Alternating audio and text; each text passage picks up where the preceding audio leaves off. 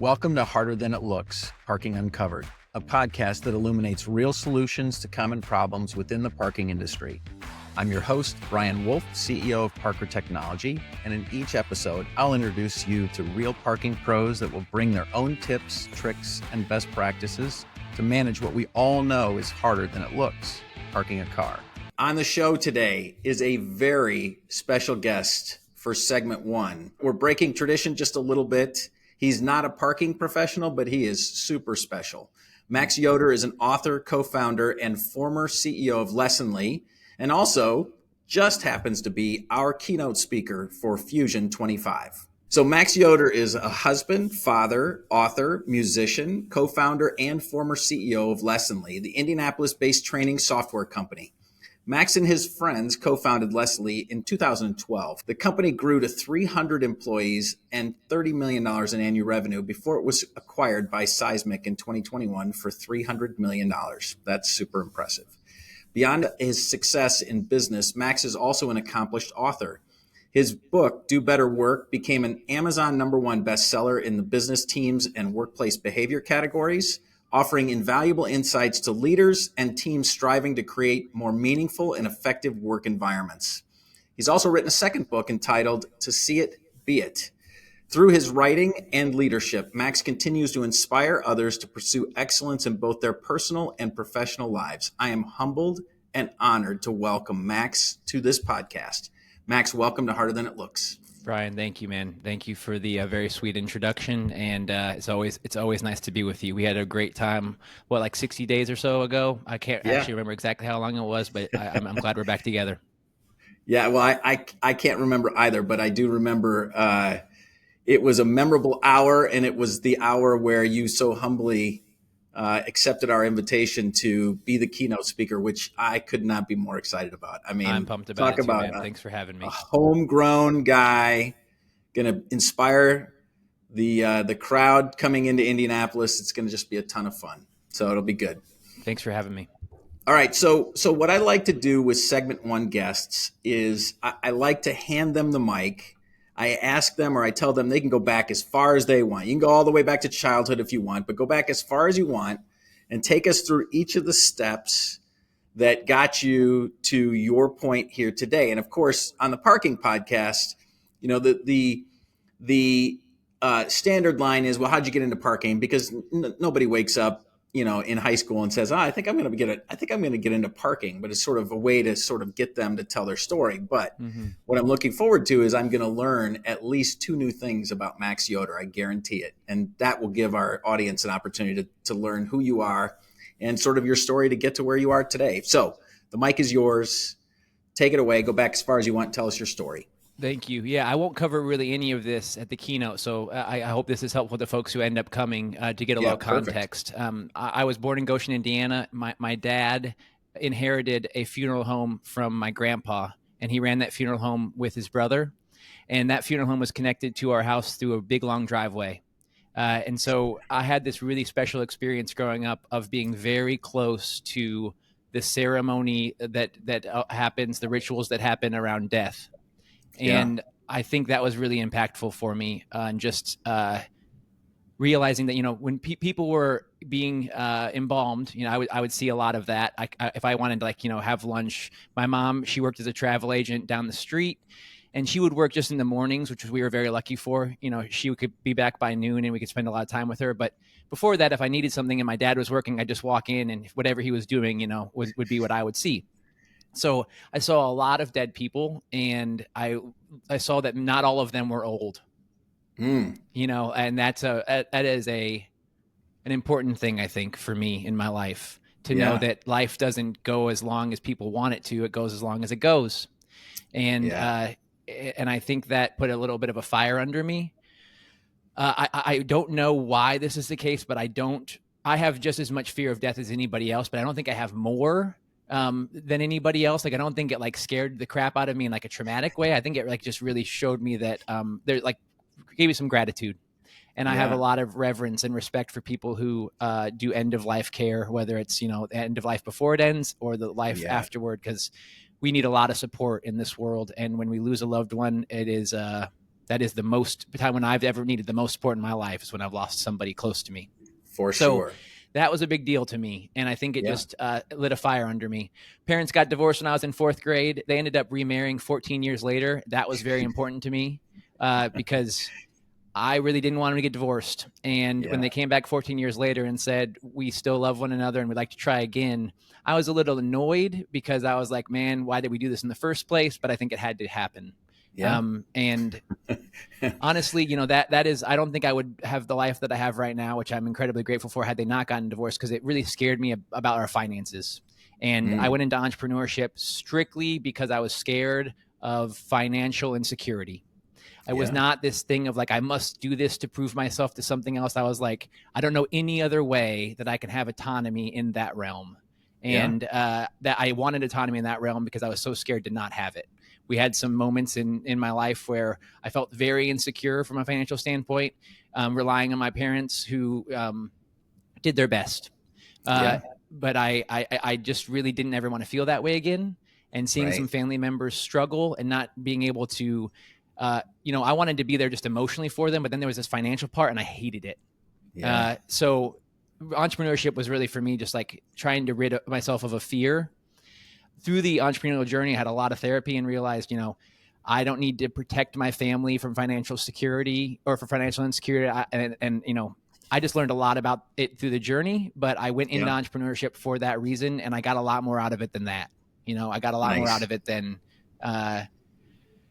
finances, because it was for me a spiritual and emotional journey that both, hurt and helped my life. I got to experience how important culture is. And we're going to talk about that a lot today, I'm sure. And I didn't really realize that culture was important at all until I was the CEO of a business. And I realized that my behavior directly influenced other people's behavior. The executive team's behavior directly influenced other people's behavior. They were taking notes, whether they were conscious of it or not.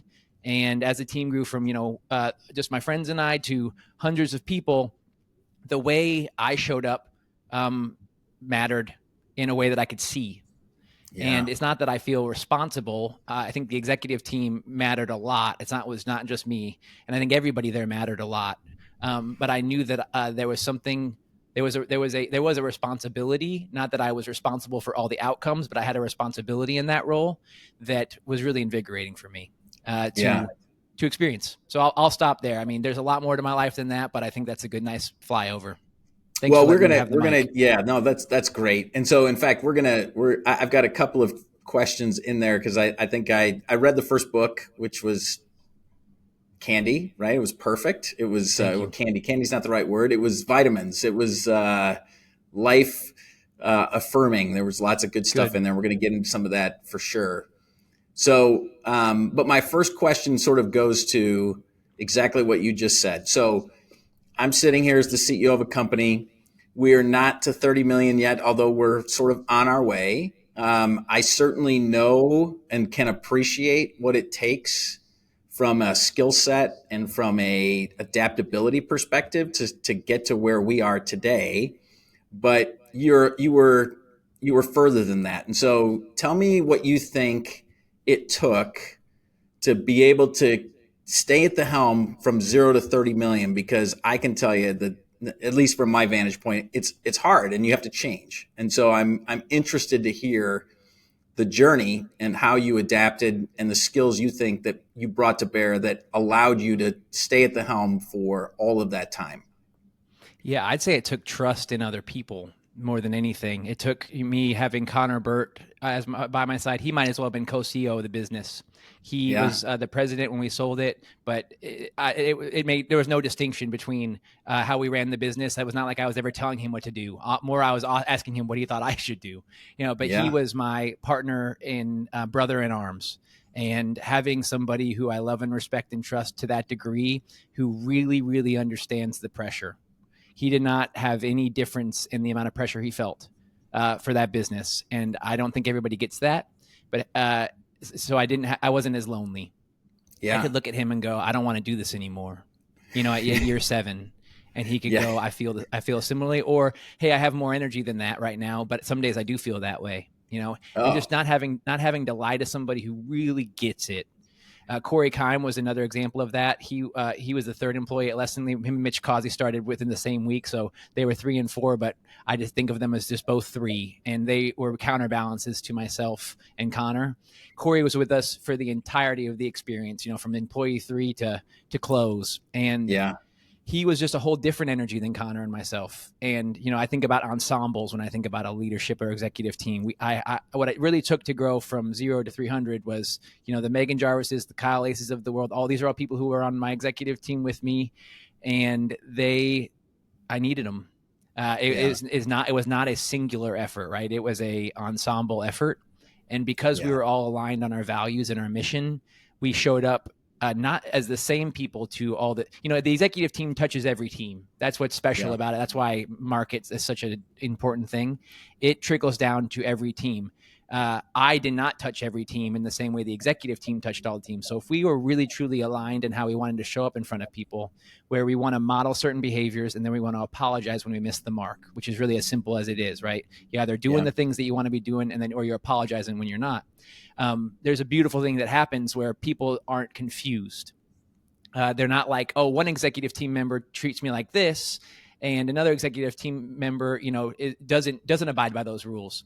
We were all very different, right? Kyle and Lacey and I are not the same. Connor Burt and I are not the same. Megan Jarvis and I are not the same. We all brought our own personalities, but there were some fundamental values that we were adhering to that we felt were very important. And the team knowing that those values were shared meant they could believe in them.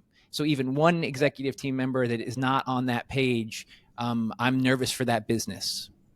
Interesting. I'm nervous for it because there is a gap then where one team or many teams are being led in a whole different way. So I'd say that's how we got there, was having an ensemble of people. Yeah. Okay. So you said, I want to capture we're going to go back to core values, I suspect, in just a second, sort of everybody's seeing the world the same way. But I want to go back and capture an idea, something I hadn't even thought of. And I think somebody listening to this will definitely resonate with. You made the comment that at year 7, you're like, I don't want to do this anymore.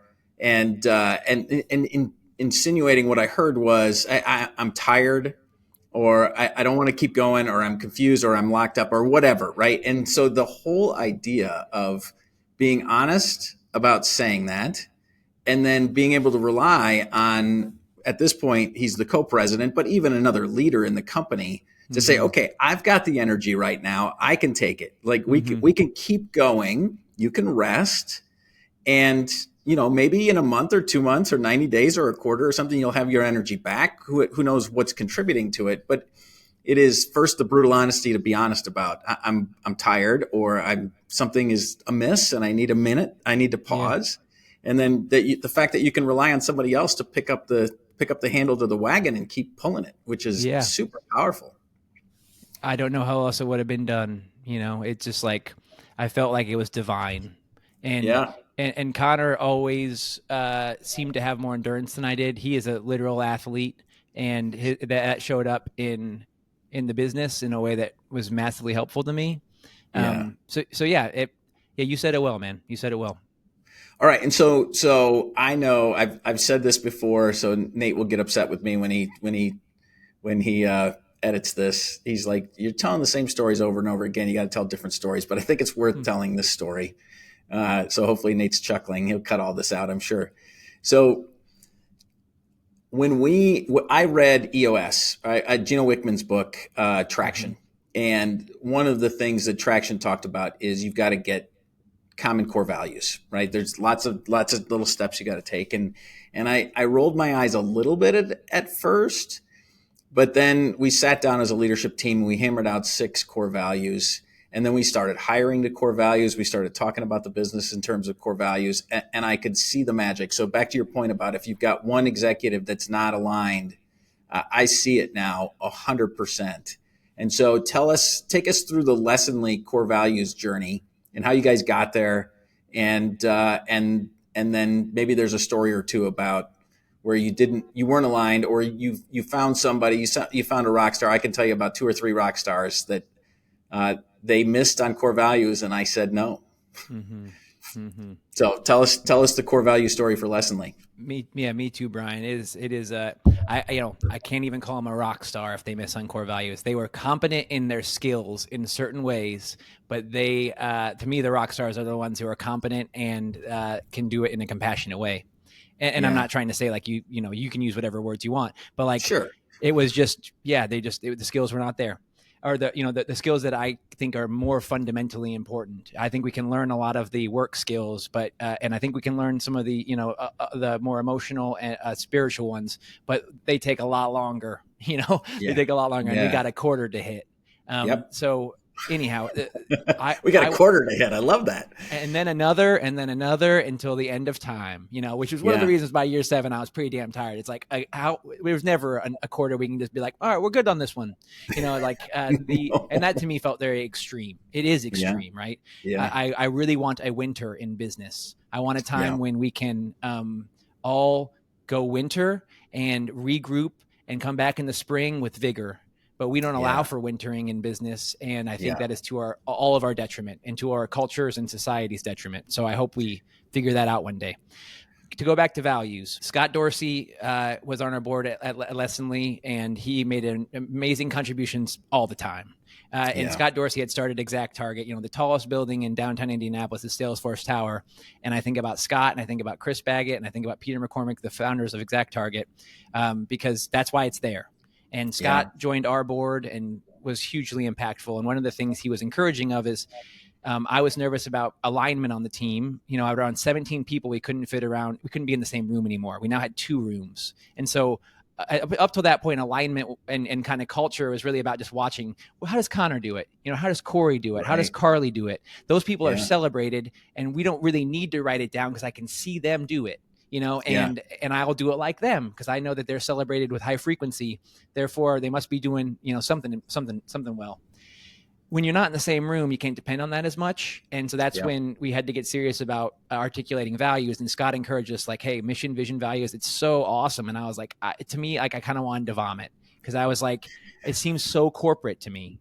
It seemed, so many of the values I had seen at other places were like, persistence and perseverance, which are beautiful things, right? But they seemed to be very much on the wall. But I didn't feel them elsewhere, and it felt like something that was marketing instead of culture.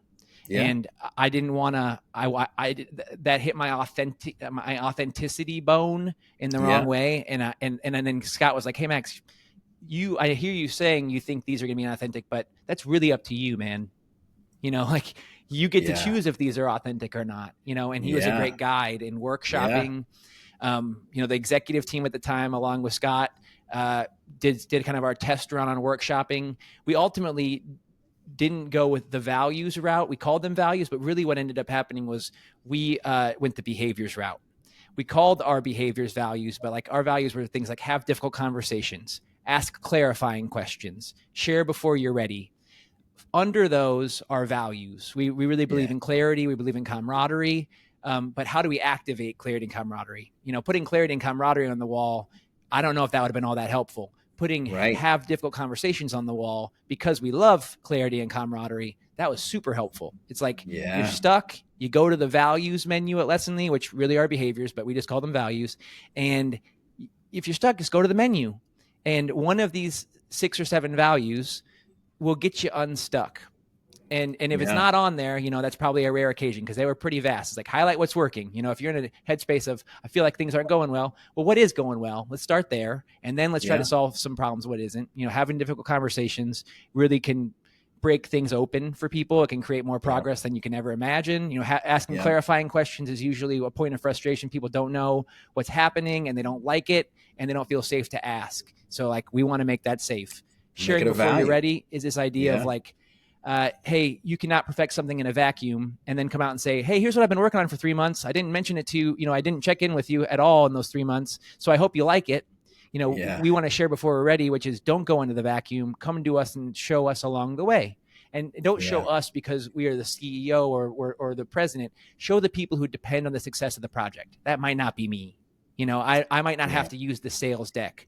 I might not have to use the one-sheeter. I might not have to use the piece of software that you're building to help the team.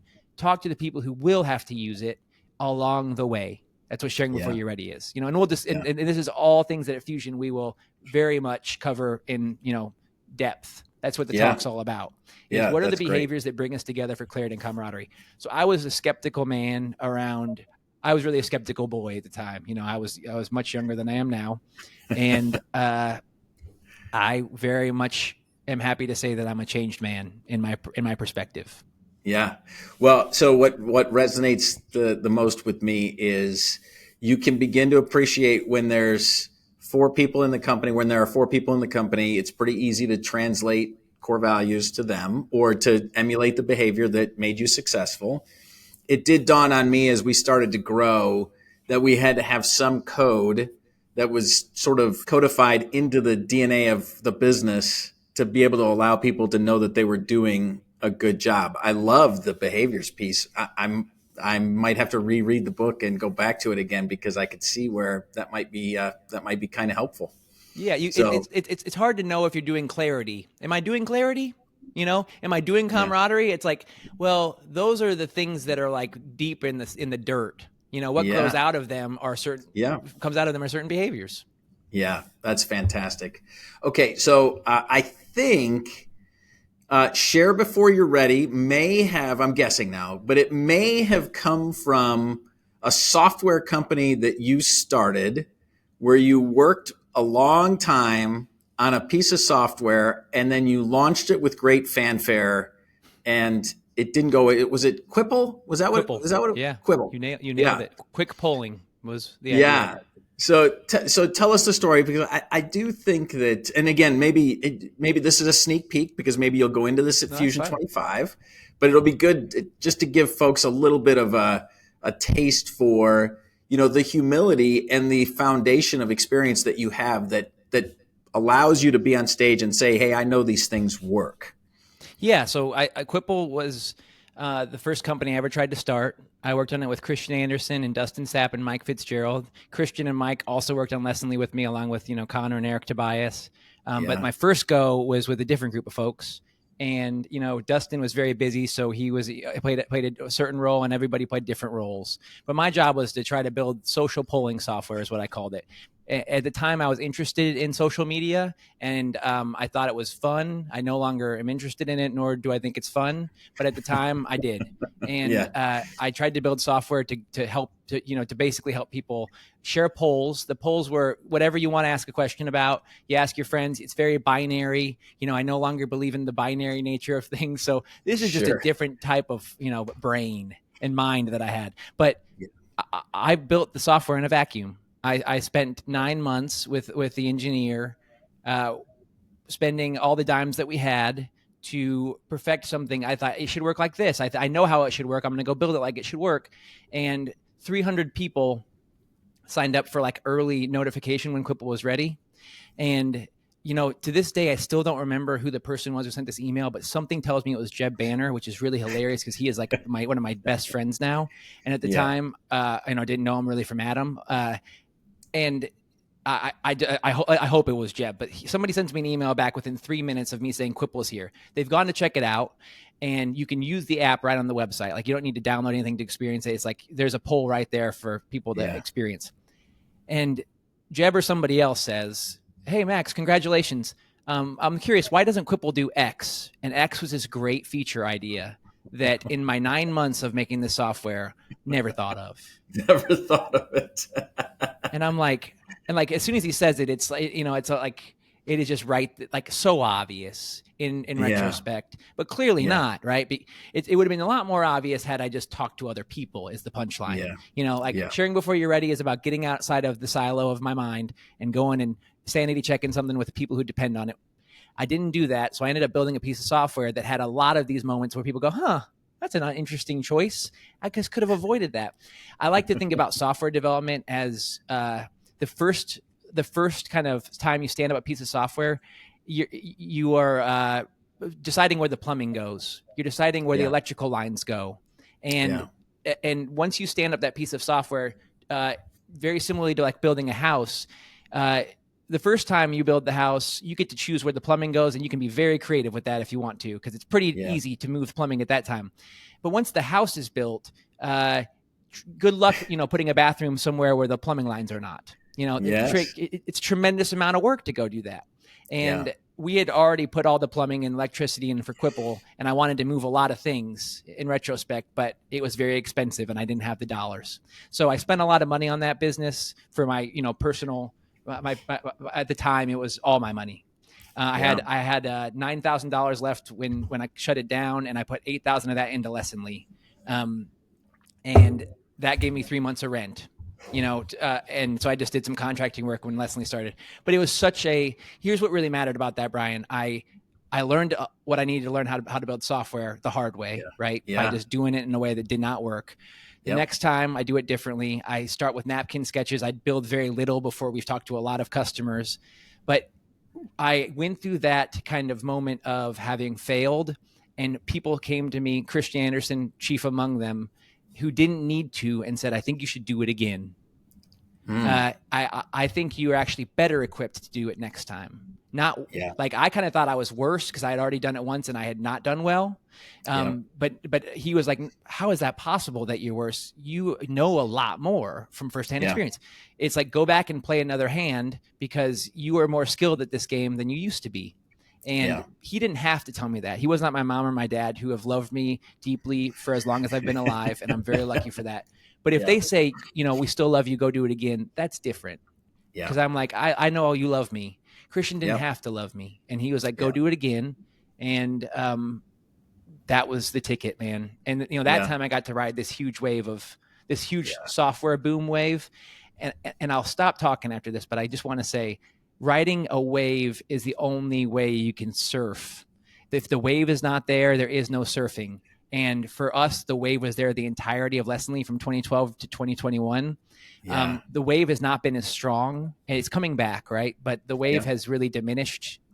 From 2021, in August 2021 was the peak of software valuations of all time. That's when we sold the business. And then the wave, it slowed. And no amount of skill can make that wave stand up, you know? So I just want to say that because I think it's an incredibly important thing to acknowledge. If it doesn't work out for you, it might be the wave. It doesn't mean you're necessarily bad at this. And it worked out for me, and it might be the wave. Well, so first of all, I appreciate that humility because I ran into a PE guy, maybe a venture guy. And he refused to invest in second-time co-founders or founders. And the reason he refused is so I guess Lessonly is technically 2 for you or 3, but his whole point was that if they had been successful the first time, they thought it was them and not the luck and not the wave. And he's like, and they didn't they crashed and burned because they thought it was them. I'll be very curious about his portfolio, Brian, because I would not invest in it. I wish him the best, but that to me is just that to me is very amateur. Yeah, it seems like a very arbitrary rule and not looking at the empiric evidence because in the end it's the team, it is your ability to figure out where the wave is and then to surf the wave. But I think the bigger idea, I think the whole point, and maybe this is the point that he was trying to make to me is. Those co-founder or those founders that had success felt like it was them and not serendipity. I'm known to say one of the biggest keys to having a good business and potentially having a good outcome is to survive long enough to allow serendipity to happen. Right. And so, we focus a lot on driving business forward, but we also focus on survival and making sure that the bank account supports what we're doing and all of those things, because you need to be ready for when the wave goes down and the wave comes up, and you got to be ready either way. And you're fortunate if you can be, right? Yeah. I get really nervous around people who believe in self-made anything. To me, it strikes me as like a computer that somebody else put together, and it becomes sentient and it goes, look how impressive I am. I've made myself. Look how all these lines of code I can run. I did this. Yeah. And it's like, we watched the computer get put together, and that was dead before that, and it didn't make itself. I don't remember making myself. I think is what I'm saying. I didn't pick my programming. I didn't pick my circumstances. And I get nervous that some people believe that they did. because then we look at people who are struggling and we say it's their fault. Yeah. That to me is a shame. Yeah. Yep. The other side of the coin, right? You label people based on maybe the wave. So it's the system. Yeah. Yeah. Or the system. So, okay. So I want to ask, of all the lessons in the book, or of all I guess it's lessons. So of all the chapters in the book, all the behaviors, that's the word I was looking for. Good God. Of all the behaviors in the book, oh, good, man. Which one was the hardest for you? Yeah. The first chapter is be vulnerable. And it's basically the undercurrent of every other behavior. Without vulnerability, sharing before you're ready is not going to happen very much, right? Because it might happen ever. Because vulnerability requires somebody to say, I don't know, and they don't know, instead of saying, I do know, and I'm going to fake it, even though I know inside I don't know. So I think vulnerability is and always will be the most difficult thing, because it is in that book, because it is foundational. It is like, I don't know what else. It makes everything else possible. Yeah. And vulnerability is a path toward, self-compassion, but I think it gets blocked a lot by this anxious, critical mind that says, if you admit you don't know that, they're going to know that you don't know things. And then if they think you don't know things, then they might not be able to trust you or believe in you. And, all these lies. What I saw with vulnerability was, I can look at the team and say, I don't know how we're going to do it, but I'm sure we can figure it out. Right. And what people I think hear when I say vulnerability is, I don't know how to do it. And not the second part, which is, I bet we can figure it out. In a single compound sentence, I can both be vulnerable and expose that I'm still learning just like you, but I can also reassure that I believe in us. I believe in our ability. It's incredibly powerful. And that's the team I think any healthy human wants to be on. Not the one where the problem has been solved, the one where the problem exists and where their input is mandatory for solving it.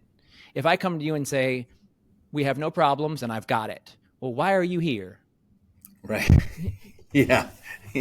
Not very fun to be here. Right. Yeah. And if I come to you and say, I don't know what we're going to do, and I'm confident we'll never figure it out, well, nobody's going to want to be there either. Right. So this is the divine middle of those two. It is like I think the only way, in my opinion. There's times to do those other ones, but basically to learn the lesson, that they don't work. That's great. Okay. So you've been out of Lessonly. So at 21, it was 3 years. Did you have to stay for a period of time? No, there was no requirement. I had the great gift of being acquired by a company where the CEO was incredibly loving. His name's Doug Winter. And no, there was no mandatory. I had to stay.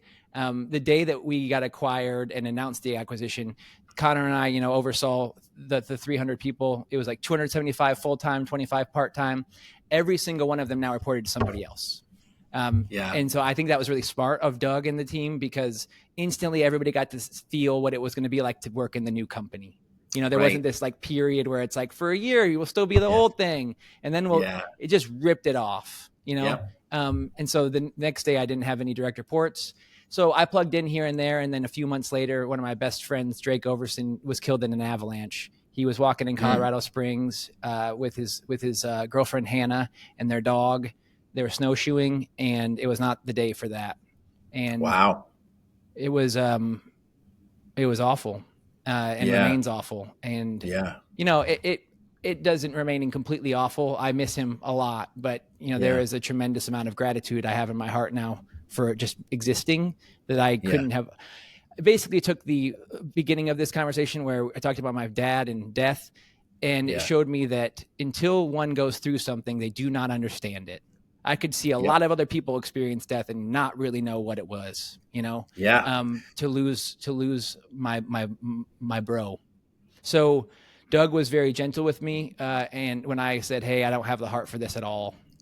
I don't have the heart for really anything, outside of my daughter and sometimes my wife, and I had a 1-year-old daughter at the time, which fortunately Drake got to meet and hold. And I got to see Drake, two times in the last 60 days of his life. And the last time I hung out with him was in the room that I'm in right now. And I guess what I'm getting at is I was done at that point. Yeah. And Yeah. I officially left, many months later, but I was basically, Yeah. I was worthless from the business productivity standpoint.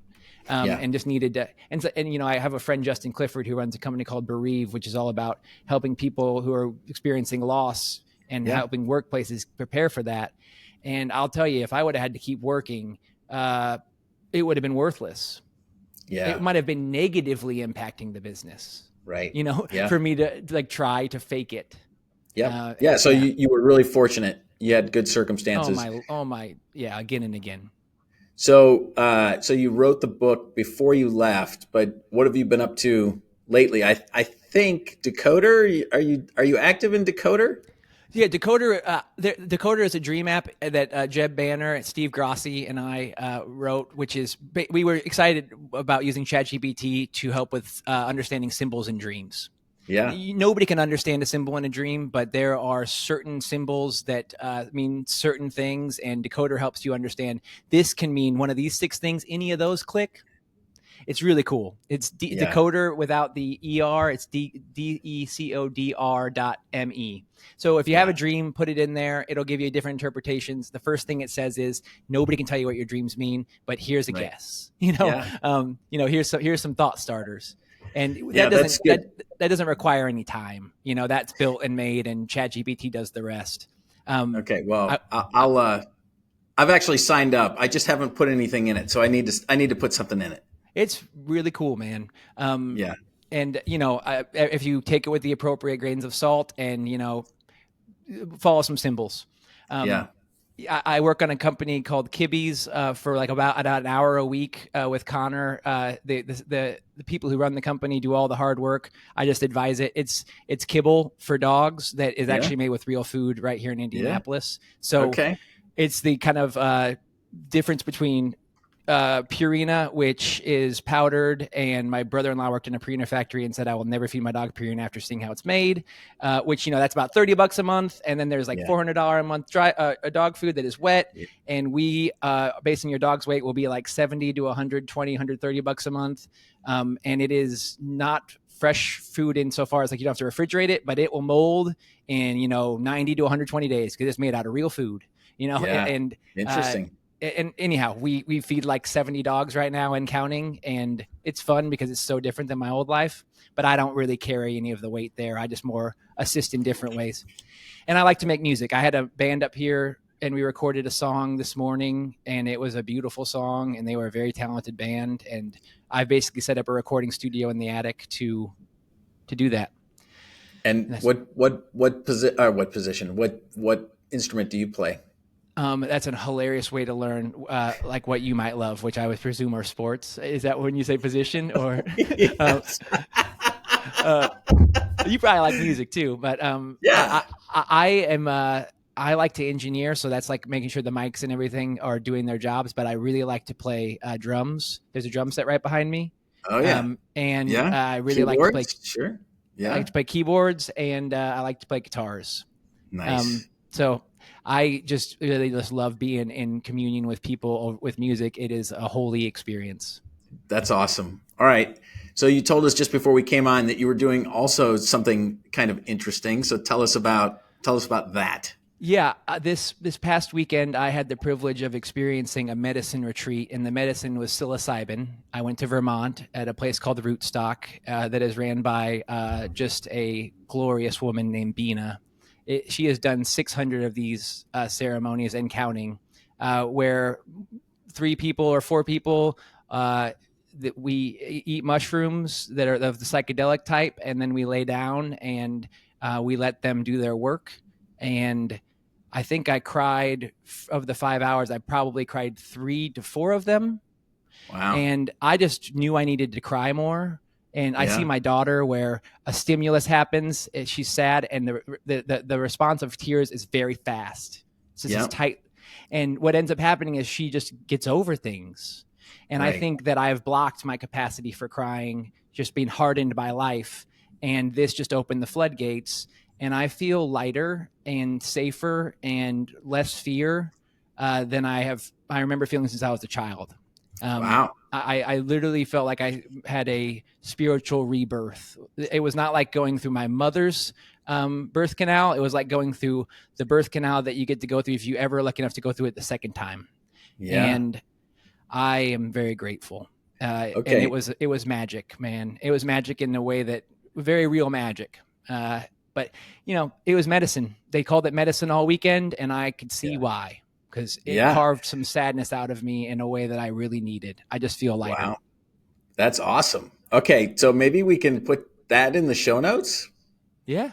I'm still in the experience. It is me.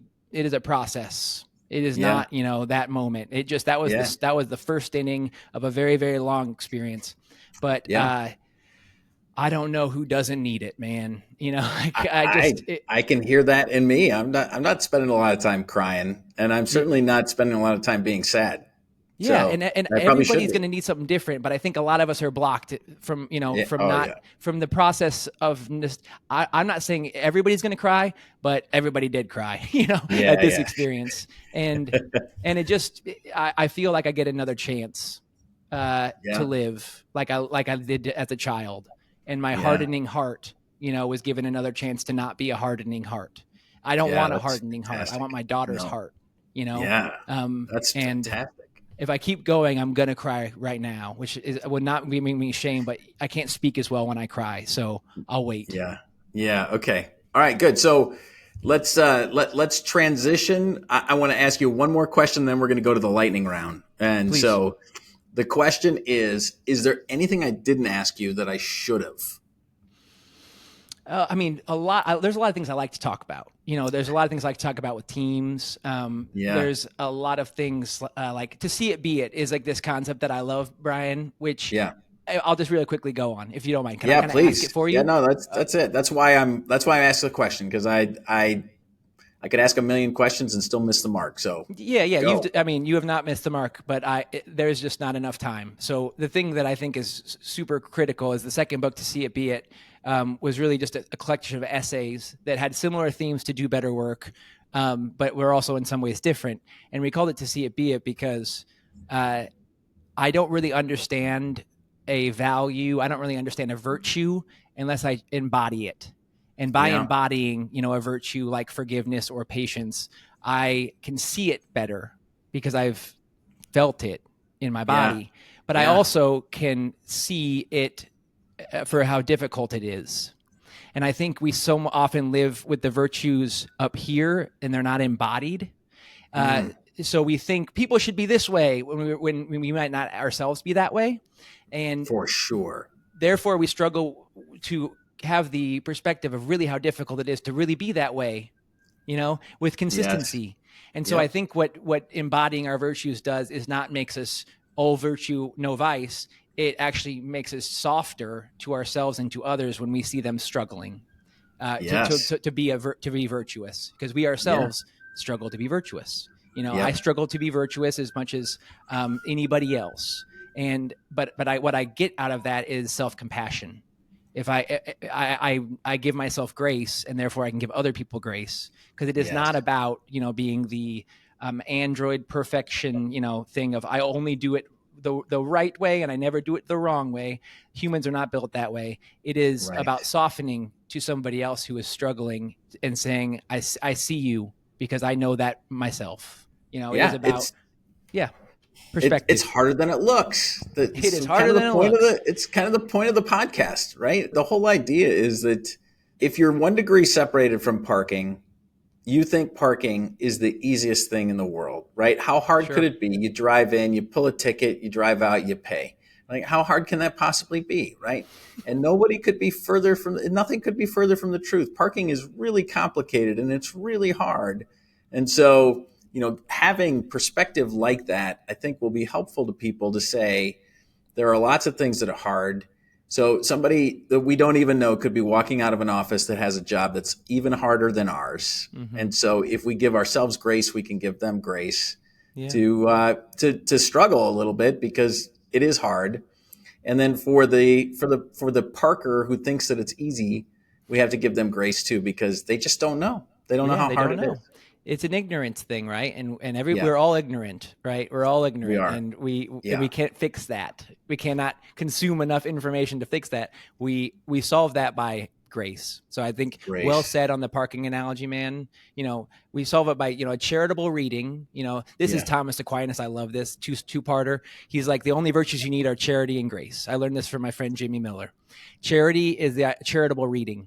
If somebody does something that hits me the wrong way, I charitably read it as they weren't trying to do that, right? They might be having a tough day. Yeah. All these numbers of things that gives them the benefit of the doubt.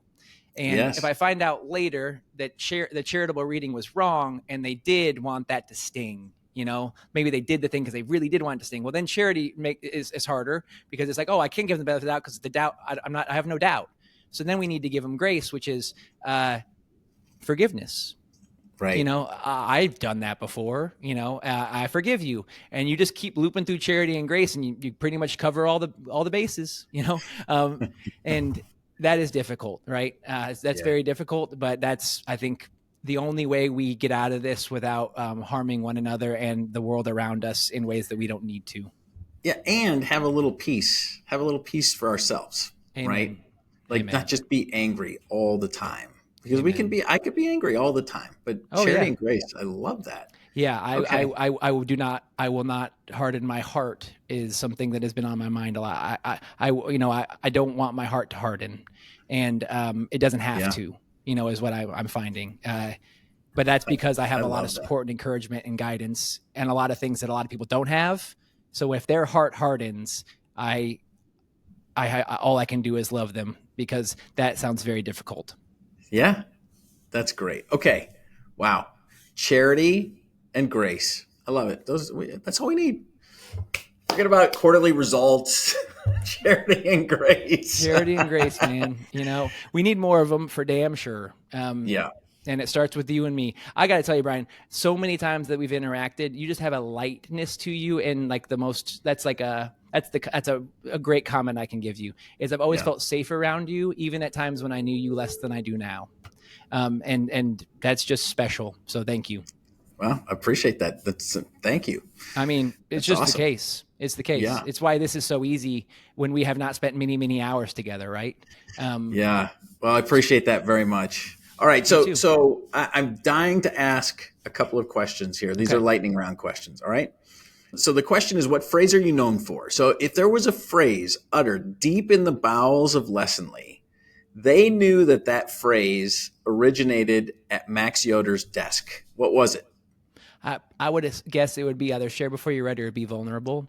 I didn't make the phrase up, share before you're ready. I think Corey Keim coined that for us. But be vulnerable, I think if somebody heard be vulnerable, they'd probably think of Brene Brown. If they, if they know me, they'd think, and they worked with me, they think of me. Other people probably would not, of course, but I think that would be one of them. Yeah, be vulnerable. I love it. Okay. What's the hardest thing you've ever done in your life? The recent memory was going on the trip to the medicine retreat. I didn't want to leave the bed with my daughter and my wife after some difficult days of sadness. And I didn't want to leave. I didn't want to go. And I got on the plane with two of my friends and we went, and I was scared. I was ingesting something that was going to show me things that are hard, and I wasn't going to be able to just, close the phone. Turn it off. Yeah. And I was very scared, and it was not my first experience with psychedelics, but it was the most powerful one by a mile, because it was so properly guided. It was so properly informed. So I would say that was the scariest. Well, what was really scary was what preceded that, which was me feeling my heart hardening, and then going to that experience and saying, can I really do this? Should I just keep the hard heart and, or can I do this? So Drake dying was the worst thing that's ever happened to me, but it's probably one of the best things that's ever happened to me. And I'd take him back any day. So don't get me wrong on that one, but interesting. I gave you a lot. Yeah, no, that's good. So you are the second person today. We did a podcast earlier today. You're the second person today who described a phenomenon of not wanting to go where they were supposed to go, and then it turning out to be one of the best experiences they ever had. And so I think that speaks to whether you're religious or not, but you can be spiritual. There is a guide there. Somebody's pushing you. I keep telling myself that sometimes when I'm wandering or I'm headed in a direction and I'm like, God, I am not convinced this direction is the right one. Sometimes you have to have a little faith that you're being guided, and that direction wasn't you just randomly picking a direction. Yeah, I think the only reason that an adult would scoff at that is because their life has been very difficult and they have been not given the guidance to see the miracles all around us. It doesn't need to be from a certain text, right? They're just there. They're like, have you looked at a leaf? That sort of thing. They're all it's all over. But it speaks to me as the hero's journey. Is there's a call to adventure. And that call is initially refused. That is a key part of Joseph Campbell's hero's journey. That these are great mythologies. The call to adventure is first turned down and then taken up. If we're ever gonna, do it, we have to then first turn it down, then take it up. And laying in bed with my wife and my daughter and saying I don't want to go was me refusing the call and saying maybe I just won't go. I have great excuse not to go. Maybe I just won't go. And getting on the airplane and going was after that. First I refused and then I said, no, I think I must. Yeah, that's great. Okay. I like it a lot. All right. So what's the hardest thing about running and or selling a $30 million software company? Selling, it's definitely the hard. I mean, I don't know how deals get done. We had such a beautiful partnership with Seismic. We had such respect for one another. We had the CEO who was driving the bus of Doug Winter, who really did care about the people that he was, who worked at the company he was acquiring, and still does, right? And even then it was hard. So I can't imagine how hard it is when like the CEO just wants to get the best deal, and is not, it's like, it was difficult. It's difficult to marry, and marrying two businesses is a whole level of complexity that baffles me. So I can't even believe deals get done. They're just when 100 lawyers are working on one thing, the wheels don't crank very fast. The fact that they move at all. There were 100 lawyers from both of our sides working on this deal, and it still got done. It's a testament to the lawyers. It's a testament to perseverance. But that was its own version of a birth canal. I have heard from others that have been through that knothole that it was easily one of the hardest things they've ever done, for sure.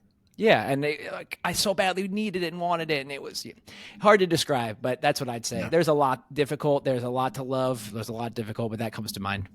Yeah. Okay.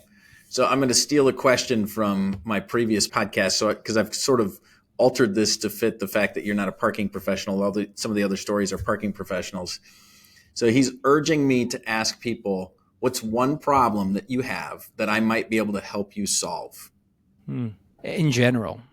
Yeah, I mean, well, so his whole shtick, Wade Heiner is his name. He builds houses in Des Moines, Iowa, but he wanted to talk about, he had a couple of stories. And in the end, what it boiled down for him is he has opportunities every day, whether it's the cashier, whether it's the parking attendant that he runs into. He has an opportunity to help. He wants to be able to help them. And so he's adopted this framework of do you have a problem? Yeah. It immediately comes to mind that I might be able to help you with. And so what I will allow you to do is you can bank that.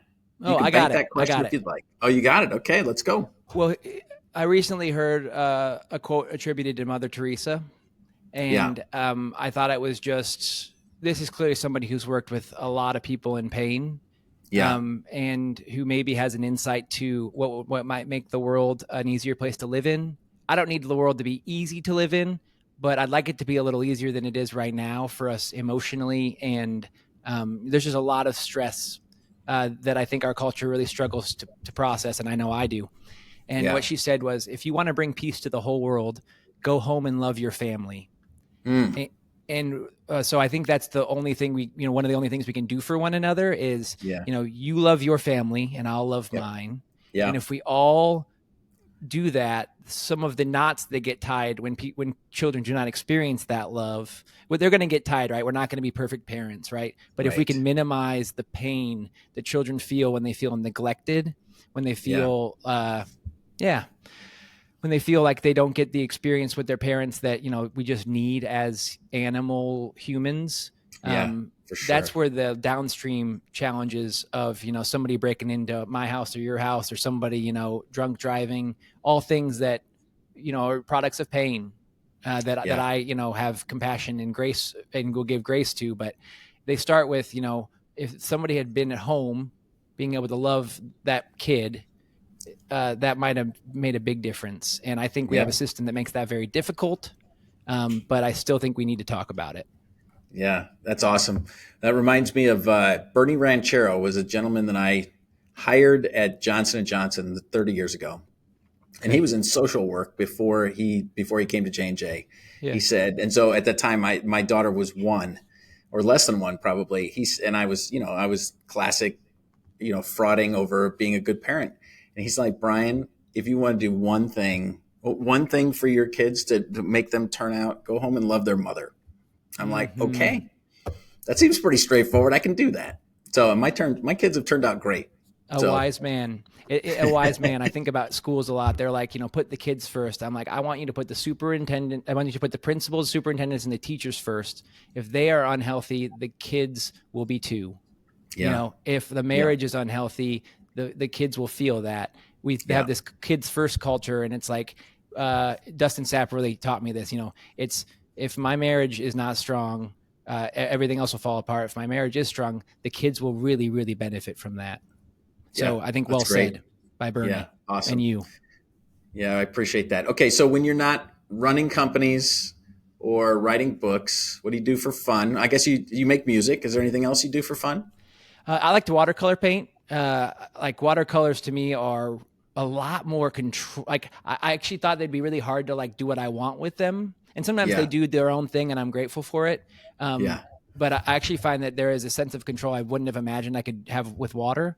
And water is like the ultimate teacher, right? The Tao Te Ching talks about water a lot, one of the oldest religious texts out there that anybody can benefit from. It is basically like, hey, there's 2% of the time, push back, 98% of the time, learn how to go with the way.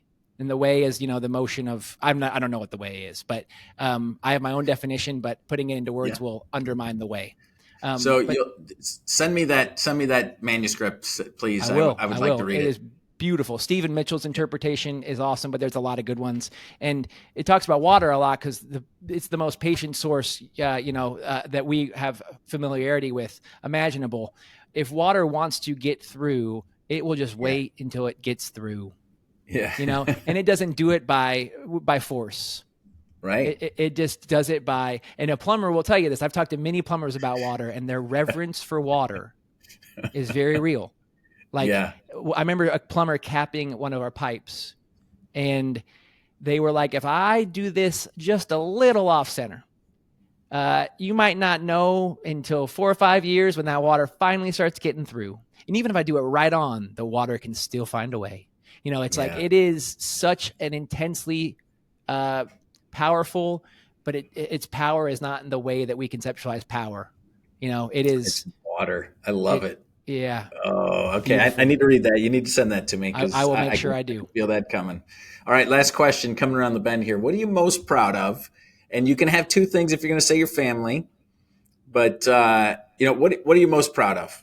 I'm really proud of how much I cried this past weekend. It's funny. I was talking about water, how it will just eventually come out, and it did.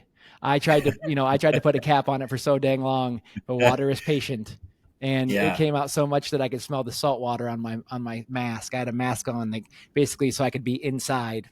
And it just was I'm really proud of that. I'm proud that I feel like I did it, but I'm proud of it for my daughter. I'm proud of it for my wife. I'm proud of it for right now, the clarity. If I'm speaking with any clarity, it would have been less so with those tears in me, Awesome.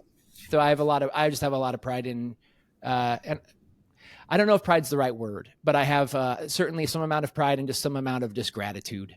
Yeah. Yeah. It sounds like it was a great ride. And what I love, the most important thing that I love is that you were like, I don't want my heart to get hard. I want to soften it back up. So I could feel it hardening, man. Time can do that. Yeah, that's good. All right. Well, we could go for hours. But unfortunately, we will eventually lose all of our podcast guests because they'll have to go to work. Eventually, yes. If we haven't already, we will.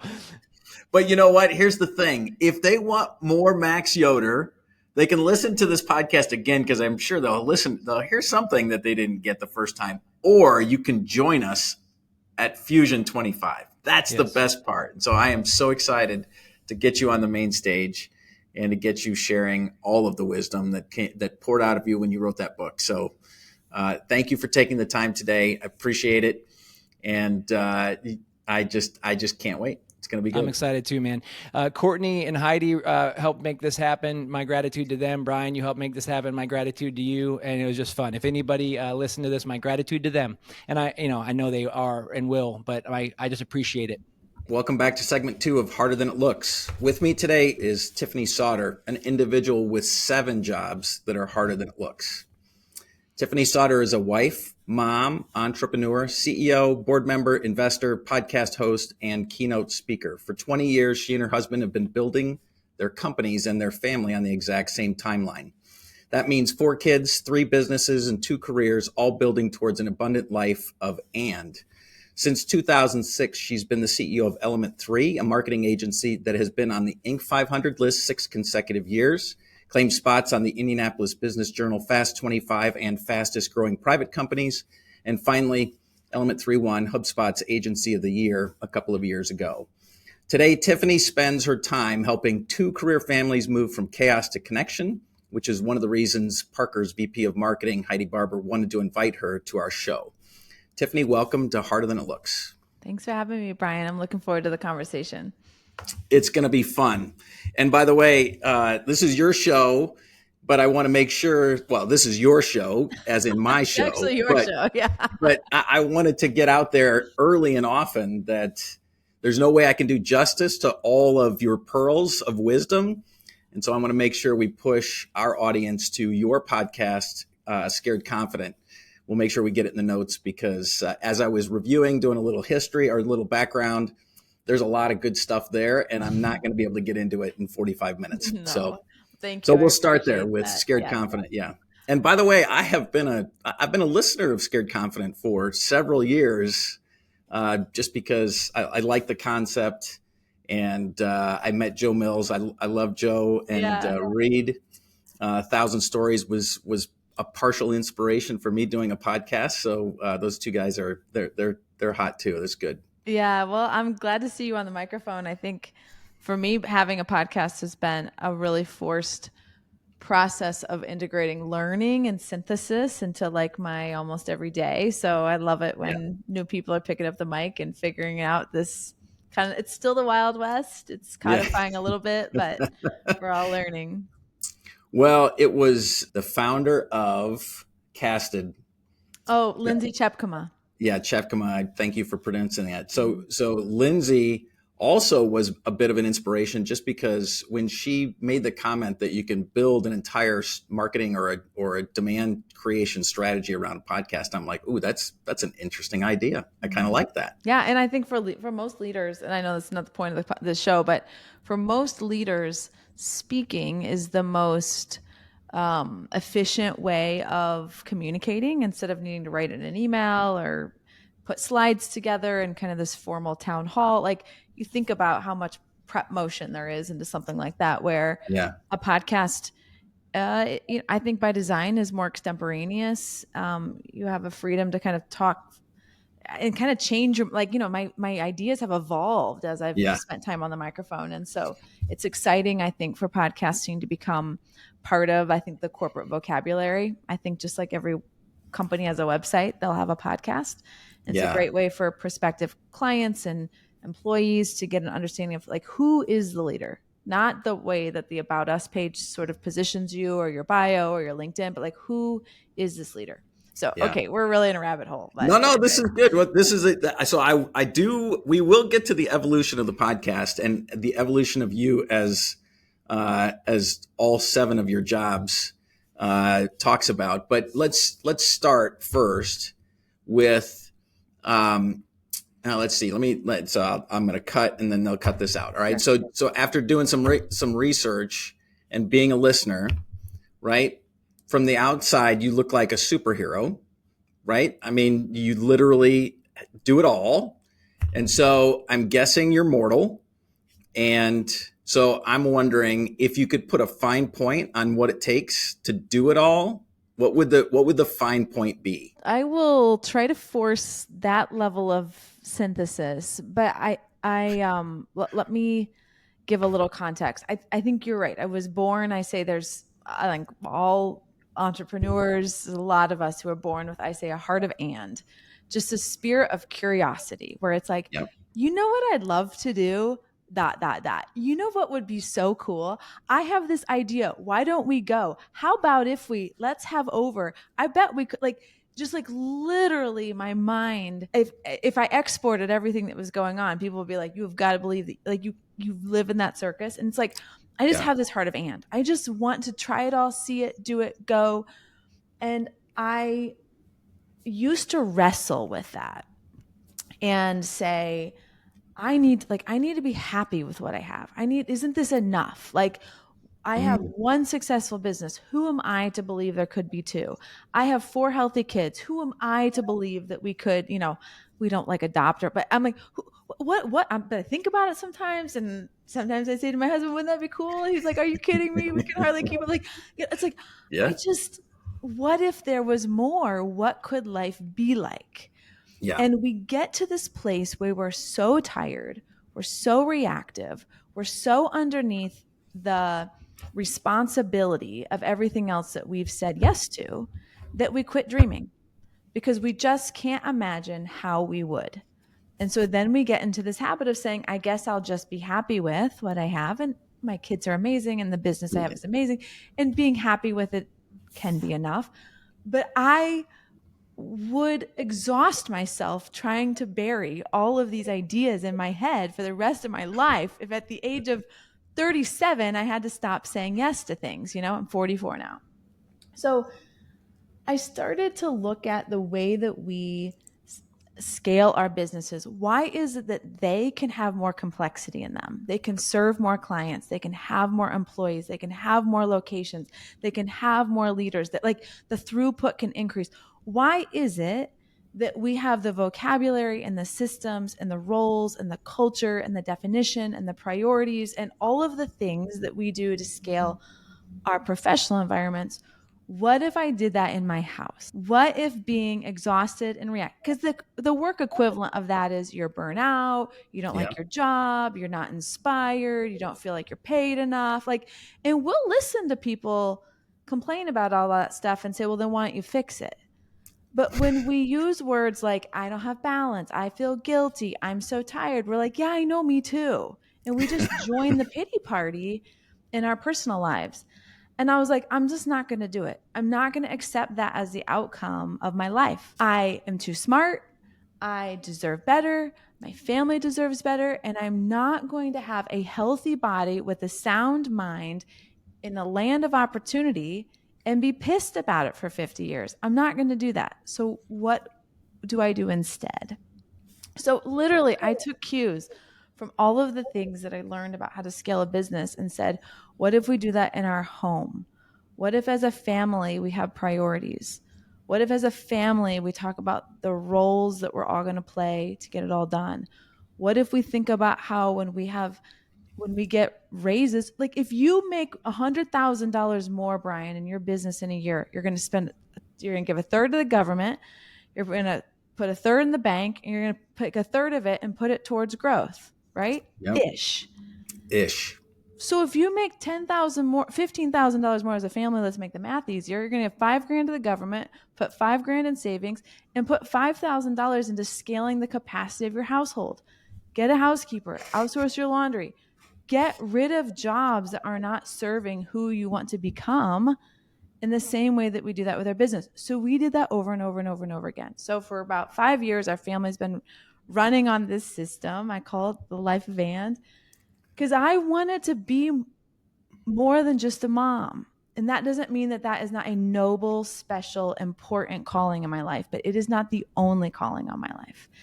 And so nobody else is going to figure out how I still have a grand old time, while I'm raising this gaggle of kids. And Yeah. my husband has been super supportive. It has not been exactly a straight line. And I love to live in a wild life, but I don't want to be tired. I don't want to be unhealthy. I don't want to be resentful of the things and the people that I've said yes to. And so anyway, so that's how I built this life. And that is why I feel really passionate about this podcast, this course that I created, is because your intro was like, you kind of look like a superhero. How do you do it all? It's like, it's not magic. It is all the same principles that you do in your business. I just said, what if we try it in our personal lives? Wow. Okay. So that is a 10 times better answer than I was hoping for. Not very short. No, that's it's your show, right? That's pure gold. Okay. So, and some of those things were like, duh. Okay. So we worry about scale at a business, and I must admit, I worry a lot less about scale in my personal life, but now I'm going to start thinking about it. So that's really good. We use brute force, and we use exchanging things that we want in our life to support things that we don't care about. Like, we give up sleep, we give up our workouts, we give up time with friends, we give up like time with our spouse. We're just making all of these slivers of sacrifice that we think like I'll get back to it later when. And it's like, I would say I'm like 2 major seasons into my life, having a career and getting married. That's sort of like season 1. Season 2 is like having kids. This one's kind of long. I mean, my parents are a stage and a half in front of me. They're pretty busy still. I got some friends who are in their 70s and 80s. They're pretty busy still. Like, it doesn't suddenly like you end up with this meadow of sunflowers where you're going to have all the time you want to repair all these things. It's like, it doesn't work that way. So, okay, so this is really good. So it sounds to me like there's a massive amount of prioritization going on. How did your kids react? Because again, I'm tugging on my ears around. Okay, we set priorities as a business. Why don't we set priorities as a family? So how have your kids and your husband reacted to, okay, let's set our priorities, and then how well have you been able to stick to them as the CEO of the household? Yeah. So I'll talk about practically the way the process looks, and then I'll talk to you a little about what we've learned. So I'm learning now. Our life revolves very heavily around. So for people who don't know my family, we have 4 girls, and their ages 15 to 4. So our life beats to the school calendar. That's where we're at in our lives right now. And will be for the foreseeable future because our kids are very far apart. So first semester, second semester, and summer.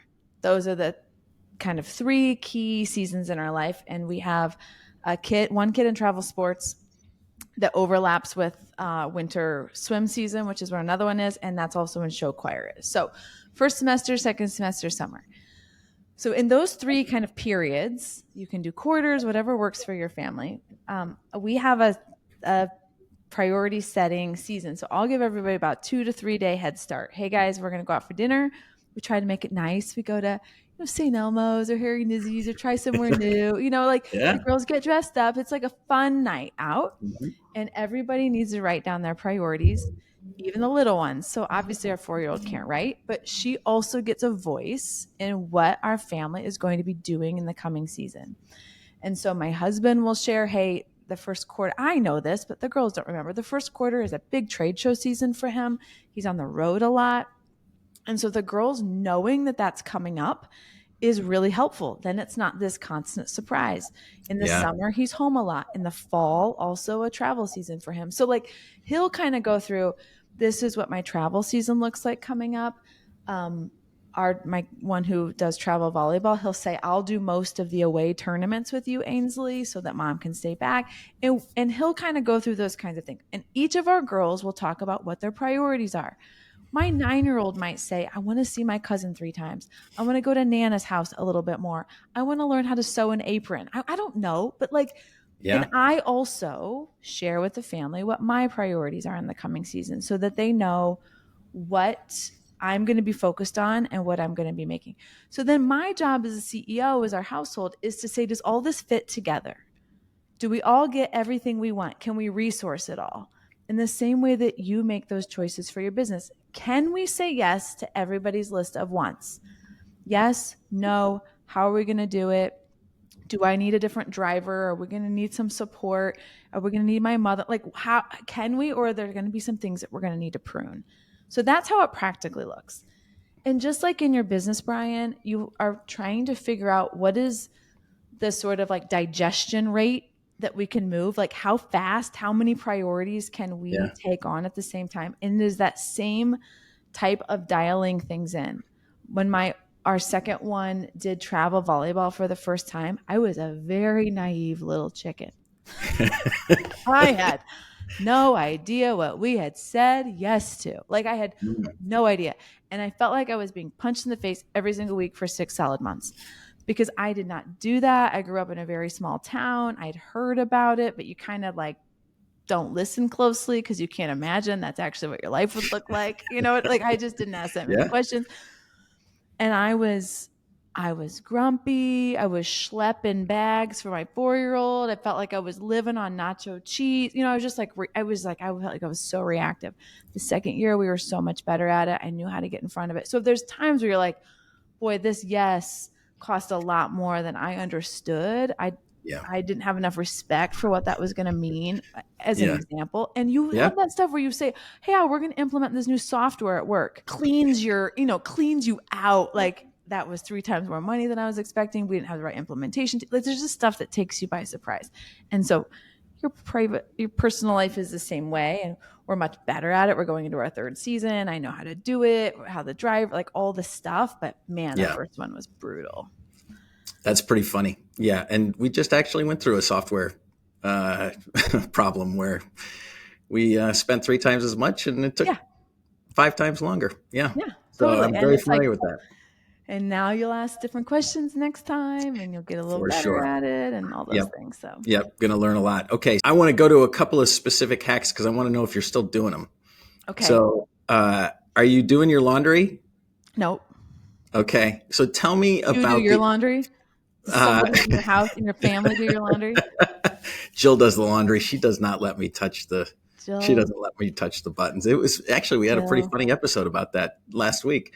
She left for a couple of nights and I said, I'll do the laundry. And she's like, no.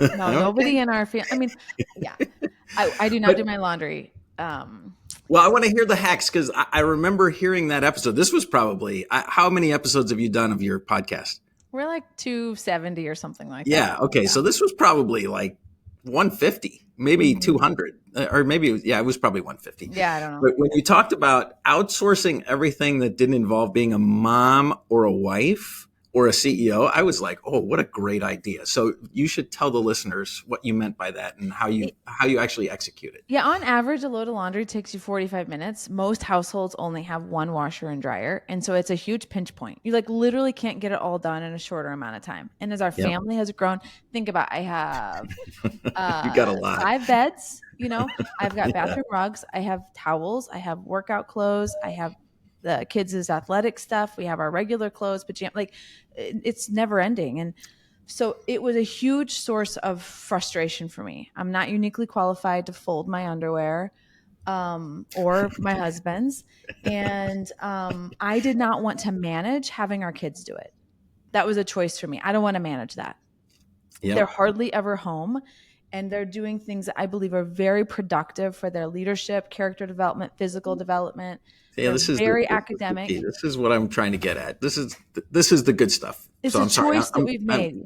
Yeah, lean into that because I think that's really good. So it doesn't mean that my kids don't know how to do laundry, but you don't have to have done 400 loads of laundry to know how to do laundry. You can learn how to do laundry.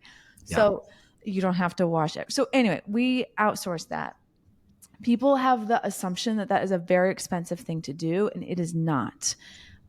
Almost all laundromats also have a laundry service. Well, they'll come and pick it up. It's very economical. And there's also a nationwide service called Poplin that is like Instacart for your laundry. It's an app. You say my laundry is ready. You put it in garbage bags. You stick it out your back door. And in 24 hours, it comes back washed, folded, and with like neat little bows on it. God bless them.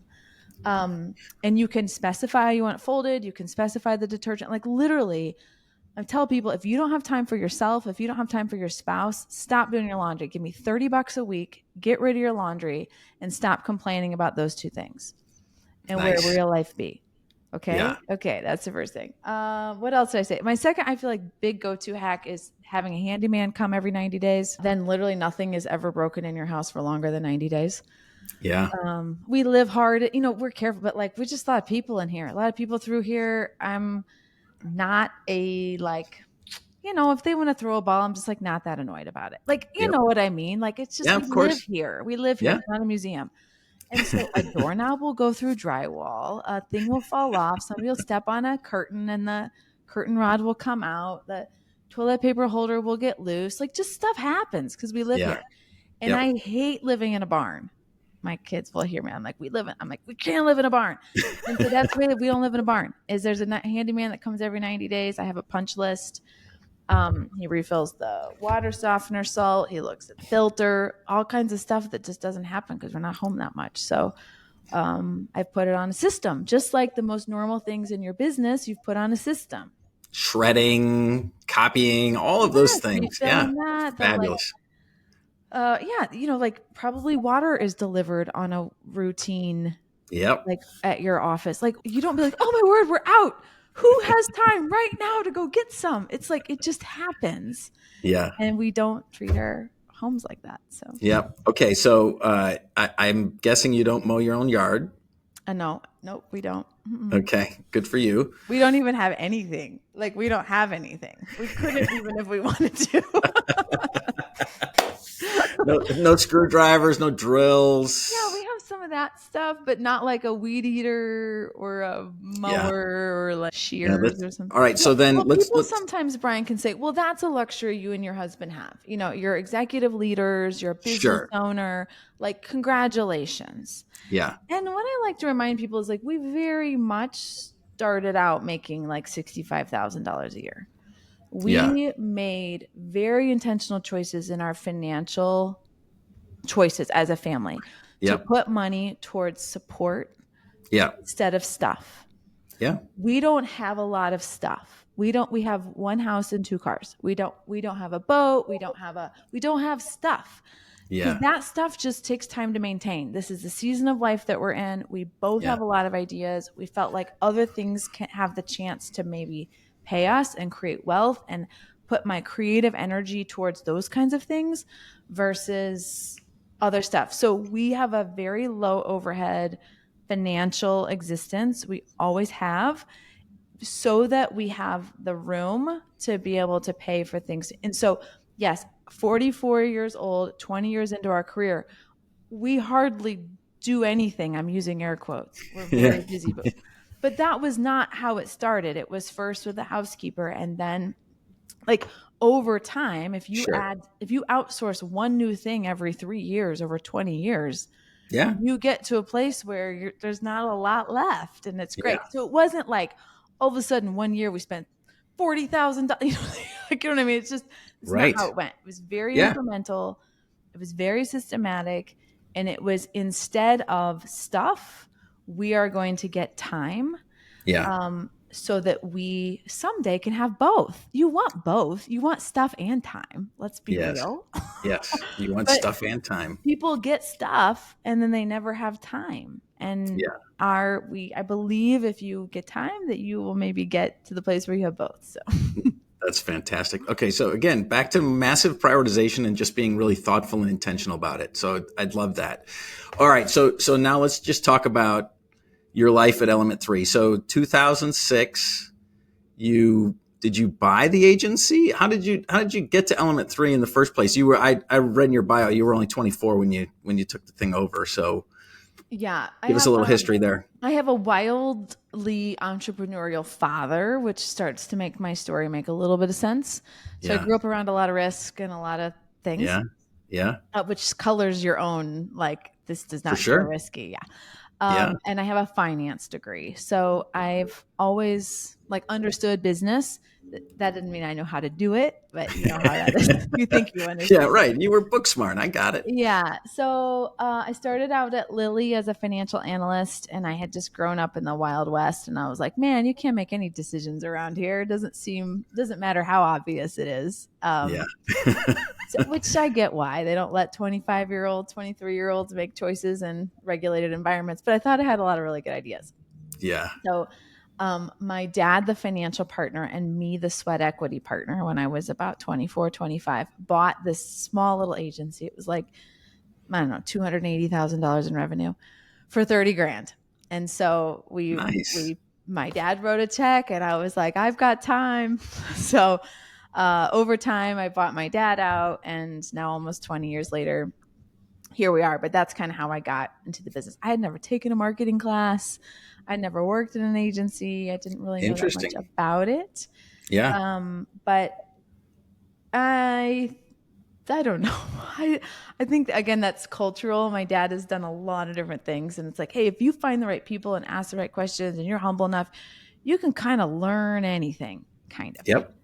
Finance and marketing are actually somewhat adjacent in that it's all about looking at what is the data telling you about what has happened in the past. Yep. How can you extrapolate that into this new environment, your assumptions about the future, and how do you make good bets? And based on what the actual information is telling you, your actual financial performance or the actual market data, then you iterate and dial things in and sort of get a little better and a little better and a little better every month. So while they're really different, they actually have fairly similar thought patterns to them. Yeah. And so I was able to, I think, jump in quickly because of that.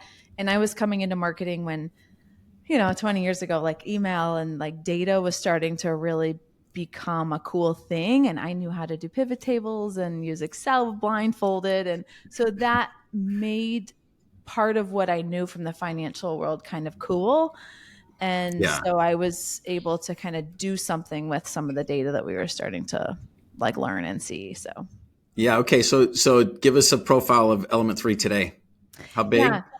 So we're about 40 employees, FTEs, and we focus on working with manufacturers with complex distributor networks. So everything from like steel case furniture, like, you can't go up to the manufacturing and just buy a chair off the dock, to like Airstream. Most people have heard of that brand as well. Sure. Yeah. To like Beck's hybrids, again, you don't like go to the field and be like, hey, can I have a bag? Like there's like people who sell. So, people grow things, make things, manufacture things. And then there's this indirect model of actually getting it to the end user. And so we have a real particular expertise in kind of that indirect selling model. And as everything gets more complex, the manufacturer is figuring out, how do I get the fact that this Airstream is a connected device and it's pretty hard to use actually now, and when it breaks, making sure that support is there and the customer understands what they're buying and how to use it and winterize it and where to tow it and all those kinds of things. And so we have a real specific expertise in that. Nice. Okay. I guess I knew that from talking to Joe, but now you gave us a little more color. All right. But 20 years later, I'm guessing you're probably a better leader today than you were 20 years ago. Why don't you tell us about your leadership journey? How did you figure that piece of it out? Oh man. How long have you been in your role? It'll be 9 years in January. Okay. How could I summarize my leadership journey? I think that it's true that you cannot outperform the quality of the people around you. For sure. Come to find out that's very true. Yeah. I think I had to learn this balance between the confidence that I could solve and the confidence in my competence without realizing that it was not actually about me at all. Like that balance between like, no, I mean, like when things are the worst, it's the most your job. So congratulations. And also it's like not about you. And I think I was young. I had a lot to prove to myself and kind of like anybody watching.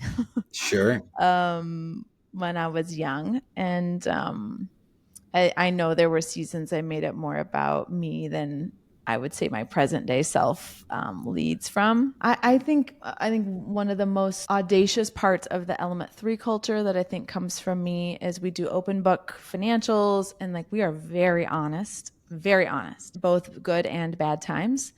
And I found that to be observed as a bit peculiar sometimes, but Yeah, I for don't sure. know how to be other than honest. So Yeah. it feels risky, but what I have found is that people feel so respected when you give them the advantage of the truth, and people are willing to stick with you through really hard things, even when they also are taking on the risk. They always were, they just know it now. Yeah. And so I have grown, I would say, in my audacity with that leadership style because I've seen it work really well and create a That's lot of loyalty. Like, I'm yeah, not going to surprise them. They might not right. like it, but I'm not going to surprise them. Yeah, that's really good. Yeah, and I was thinking one of the things that I thought was transformative for us was when the leaders got together and sat down and actually banged out or negotiated the core values. Mm-hmm. And then our ability to sort of rally around the core values when we hired, particularly, sort of director level people. I Mm-hmm. mean, frontline, we're trying to, the secret sauce of, frankly, of trying to find somebody who can do the job, because it's a lot harder than it looks. Mm-hmm. And it takes critical thinking, which is one of the core values. But, certainly as a leader, if Mm-hmm. they didn't come in with good listening skills or good communication skills, or you could tell they weren't going to go above and beyond. They were going to do their job, but they were going to stay in their silo. I cut them loose early because that just wasn't going to work here. I think So maybe, that exercise gives you explicit vocabulary for what yes, intuitively you've always felt. And then it feels more fair to everybody because these aren't secret things that they're being evaluated against. It's like in the yeah. open. Well, so not just secrets being out in the open, but what I learned is that, you can be a really good executive and not have some of the core values that we have here at Parker, but you're not going to fit in. And that's the other thing. It is my job increasingly is about removing the friction between the leaders so that they can be more effective together and they can be more effective in their organizations. And if you put leaders in that naturally you already know they're not going to fit in because they don't fit the 5 or 6 core values, Mm-hmm. you are already way behind because you are fighting an uphill battle. And so I got to the core values through EOS. I know you're an EOSer. I got to the core values through EOS, and I kind of rolled my eyes a little bit. And then when I did it, I was like, oh my God, okay, that makes a lot more sense. Yeah. So Mm-hmm. you might just talk about that and or your experience with EOS, because it's been super helpful to us. How long have you guys been running on it? I would say we're hybrid EOS, frankly. Yeah, that's fine. I think But finding it's something that been, works for you is good. yeah, I mean, I was, so 9 years ago, I was first time CEO. I'm old and I've been around, but I was never the CEO of the business. And so I was looking for ways to sort of ground me and the people around me in something Yeah. that would make sense and that was repeatable. You said something too. I wanted to go back to the vocabulary. For me, the ability to speak shorthand internally and know, and so everybody knows what you're talking about is really powerful. Yeah, I don't know that EOS ever publishes this, but the number of first time executive leaders that say yes to EOS has to be 90%. Because Yeah. if I'd, probably gone longer in Lilly or something like that, like every mature organization has a codified way in which they make choices.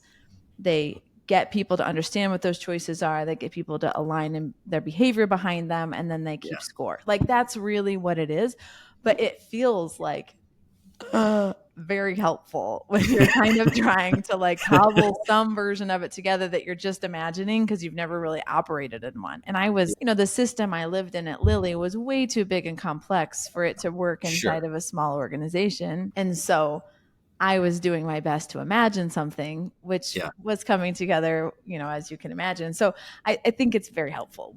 We've been running on EOS for 5-6 years now. We implemented it very purely, I would say for 3 probably. And then you start to, I think, get your kind of flavor of it that works for your culture, it works for your growth stage. One of my critiques of it is that it's really not a strategy tool. It's a way to document your current choices. And so as we started to ask some growth questions, we needed to kind of go outside of that framework and use more of a true strategy tool. So, but you grow and you learn, and that's all good. Yeah, and at least gave you some sort of a roadmap for, or some sort of a foundation.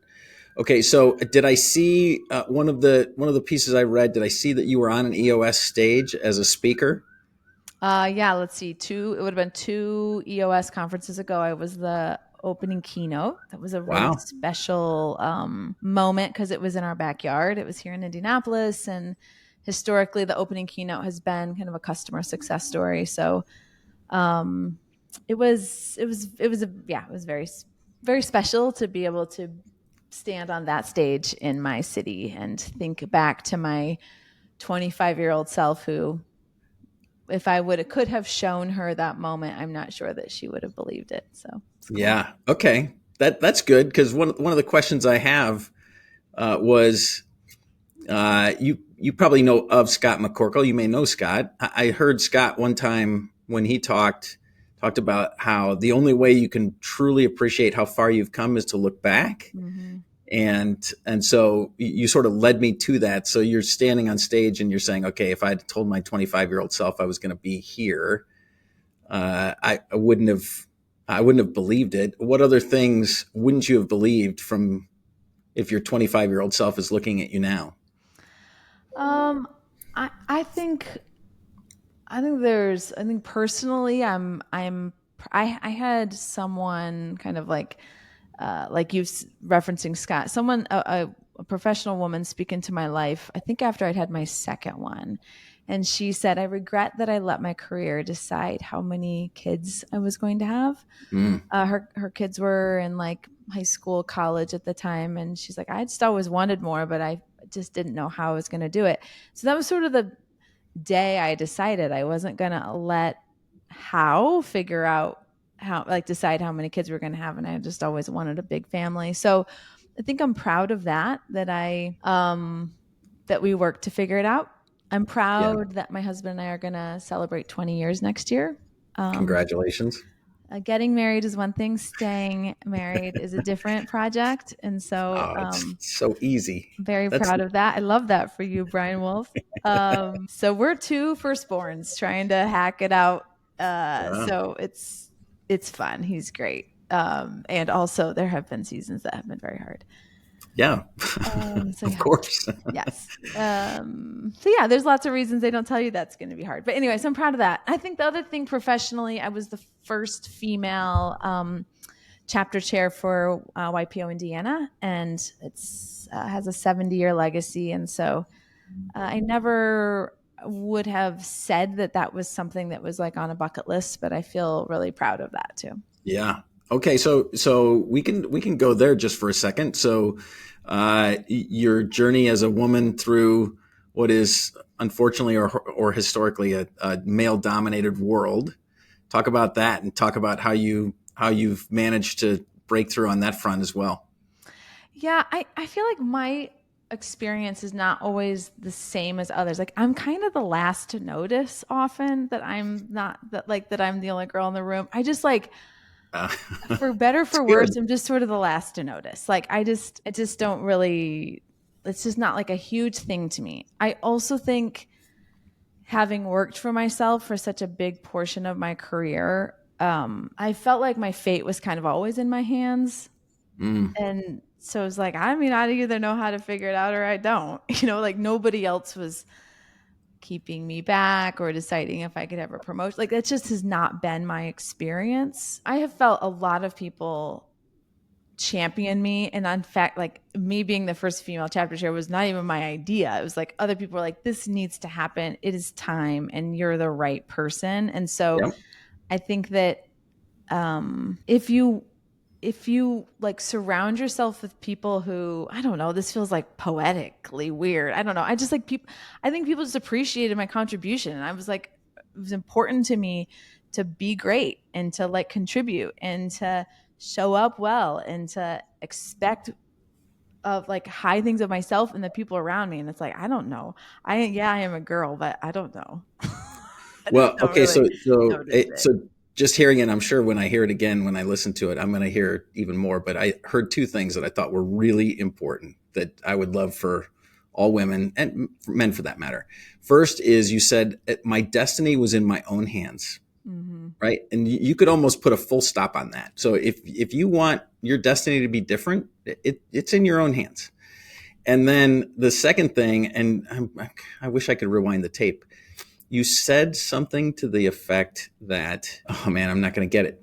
It was what struck me was the moment you said it, it struck me as you were oblivious. Yeah, I'm like the last to notice. You were just oblivious, and part of that is, it was the self-belief, right? You already knew that you could do it, and so there's this core belief. You walk into a room, you don't notice that you're the only woman, and you're like literally, you're eye level with everyone. You don't see yourself as anything different than eye level with everyone, and then you're probably just absorbing. I mean, if I could go back and you say, okay, so why is it that she doesn't see herself as the only woman? Only because you're probably in there trying to just figure out who everybody is and trying to make a positive impact and just trying to be you. And it just doesn't even dawn on you that you're the only woman.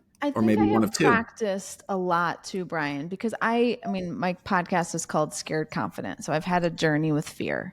And I have learned that every time I'm insecure, I don't know where to go. I don't know what to do. I don't know what to say. I'm focusing on myself in those moments instead of the outside world. So when you walk in, I'm like, oh, there's Brian and there's Joe and there's Reed and there's David and there's like, there's these people that I am excited to get to know and I love them and I know their worlds and like, hey Jeff, like how's John? Like how are these people? And hey Shane, like how is everybody doing? I like walk in and I see the people, and then I just like really like, oh, they were all male names, you know what I mean? But I know their wives. And so I think that, I practiced that a lot because being a young leader, I did have a lot of fear. I mean, my 44-year-old self is coming across as very confident and self-aware. I've worked really hard for that. Yeah. And I've learned every time I walked in and lost my nerve and was afraid and didn't know where to stand or where to start or drop my shrimp or what, like I was focused on myself. And I found whenever I had the best time and made the best connections and learned the coolest stuff, I was like focused on everybody else in the room. And so I just practiced that, I think, to the place where it's become a habit. So I don't think it's innate to me. I think it can be learned. And I think that's the habit that I have worked to force into my life is like when I am the main event, then all that head trash starts to really come forward when I'm just like excited and pumped to see like what's going on and how can I help? And that's so rad. Then cool things happen and it's a good time. Yeah, that's every single person that just heard that is going to be able to use that. So I appreciate that very much. That's good stuff. All right. This may not be the last question because I'm going to let you have the last word. So a couple of years ago, you made a transition where you kept the CEO's title, but you put a president in place. Mm-hmm. And I'm curious about that decision. But I'm also more curious about how you executed the transition because you had to sort of, my guess is you had to maybe you stepped up or stepped back, but that probably wasn't easy after 17 years? Yeah. That could be a podcast episode in and of its own. So I'll be judicious with this. The choice was made really on two fronts. Professionally, I was hitting my ceiling a bit in that I am not an operator. I'm a starter. I'm so good at the beginning of things. And I become a little bit of a liability as things start to get a bit more, just like there's more structure and there's more processes, and just innovating on the fly starts to become a little bit less helpful. So I am excited to say, I think I noticed that before the organization, and just said, like, I'm really not the right leader to take us to the next step in our VTO and our, 3-year picture and 7-year, all these kind of things. So that was one. The business was beginning to get more operational, and it's just not what I love. And I don't think I'll ever be great at it. And on a personal side, I worked my ever-loving face off when our kids were little, our oldest ones, because I still have a little one. But I worked a lot. We've always had nannies, and I traveled, and I said yes to a lot of really cool things. And I told myself, when my kids get to middle school, I want to have more flexibility. To me, that doesn't mean not working. That means like just literally flexibility. I went to DC for 3 days with my 8th grader. Sometimes somebody needs like their lunchbox taken to them. And like that stuff was like, I never, ever could have even said yes to that stuff at the beginning. And I chose that. And so when our oldest went to middle school, I realized I was very far away from delivering on that promise to myself. And so I had the courage to say it out loud to my leadership team that this was a goal I had for myself, and I'm very far away from it. And I'm very afraid to tell you guys that that's what I want to do, is to have more flexibility, because I think you're going to believe that I'm not in it with you in the same way, and that I don't care, and she's going to phone it in, and this is going to become a, just like a hobby to her. And I would just have a lot of fear around that. But they were wildly supportive. And so I worked closely with our head of talent, and we put together a process, and over the course of about 2 years, transitioned to having Kyler, who is now the president of the agency. So it didn't happen overnight. It was not a 6-week thing. It wasn't like, oh, by Christmas. But it's been great. It's been great for him. It's been great for me. It's been great for the business. But it took a lot of thoughtful planning, for sure. That's awesome. Congratulations.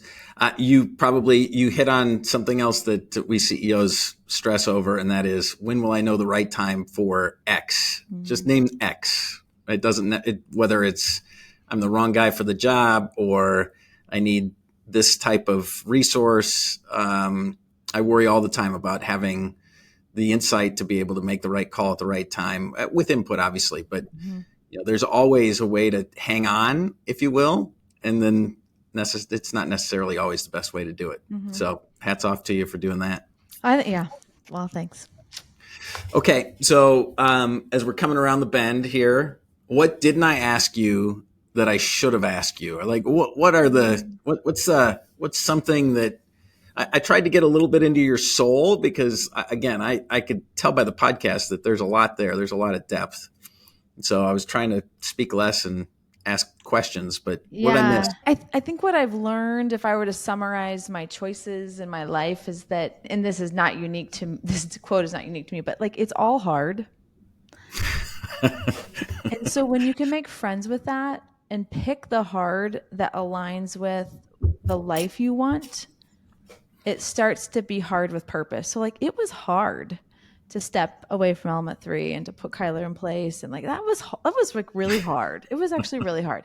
It was also really hard to be leaving my kids in a stage where I was like, this was the season I wanted to be. This is the stuff I wanted to be here for. That was really hard. And so I think when we're at the threshold of change, we can romanticize the known, and the change looks really, really busy, or really, really hard. Somebody actually at church this last Sunday said, when you're in the threshold of change, you're aware of what you're giving up, but you're not yet aware of what you're gaining. And I thought that was really wise.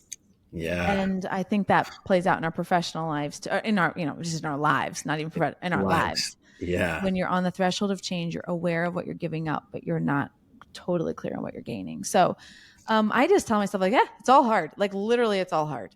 And being more of a mom is hard. Like, it's hard. It's like, not all about me. I don't get to do everything I want to. Like it's actually hard.